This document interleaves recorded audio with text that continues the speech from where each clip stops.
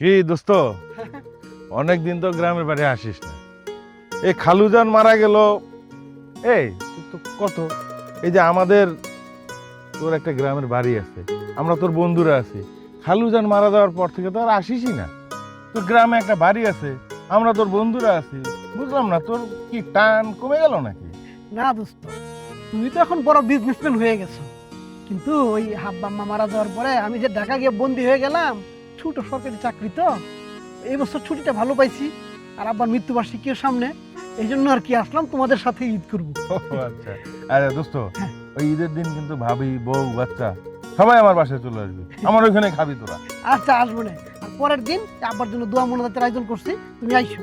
হ্যাঁ, আসসালামু আলাইকুম। ওয়ালাইকুম সালাম। মতিন ভাই ভালো আছেন?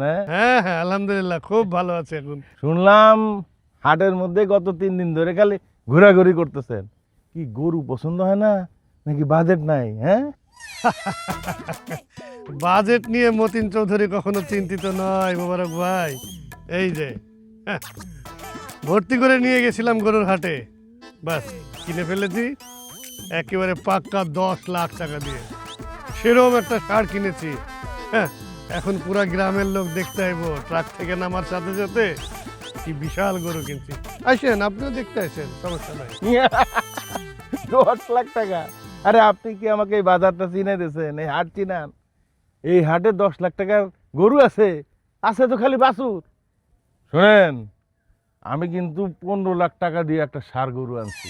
ওইটা যদি আপনার গরুর পাশে দাঁড়া করায়, তাহলে আপনার গরুটা তো বাছুর মনে হইব। ঠিক আছে দোস্ত, হ্যাঁ? ছোট লাগবে মানে? আমার গরুর শিং দেখছেন আপনি? হ্যাঁ, শিং দেখলে মনে হবে যেন দুধারি দুখানা তলোয়ার। বাহ! আর আপনি জানেন, গরুর হাটে আমার গরু দেখার জন্য সবাই দৌড়ায় আসতেছিল। আরে সেলফি তোলার জন্য পাগল হয়ে গেছে সবাই মিয়া। হ্যাঁ, আসেন, দেখলে বুঝবেন। আর আপনার 15 লাখ টাকার গরুর পাশে দাঁড়ালে, হ্যাঁ রে মিয়া, আপনার গরুরই বাছুর মনে হইব। দোস্ত, মতিন ভাই, এই যে কুরবানির বিষয়টা, এটা কিন্তু এরকম না যে আমাদেরকে আল্লাহ রাব্বুল আলামিন কিয়ামতের দিন জিজ্ঞাসা করবেন যে কি তোমরা কে কত টাকা দামের কুরবানি দিয়েছো, এরকম না। বরং আল্লাহ বলেছেন যে তোমাদের আমার কাছে তোমাদের কুরবানির পশুর রক্ত মাংস কিছুই পৌঁছায় না, পৌঁছায় শুধু তোমাদের দিলের তাকওয়া। সুতরাং এইটা যদি আমরা তাকওয়া ক্ষুধা ভীতির চেষ্টা না করে এরকম লোক দেখানো উৎসব করে ফেলি, তাহলে তো এইটা অন্য জাতির উৎসবের মতোই হয়ে যাবে। দোস্ত, তুই কথাটা আসলে ঠিকই বলছিস।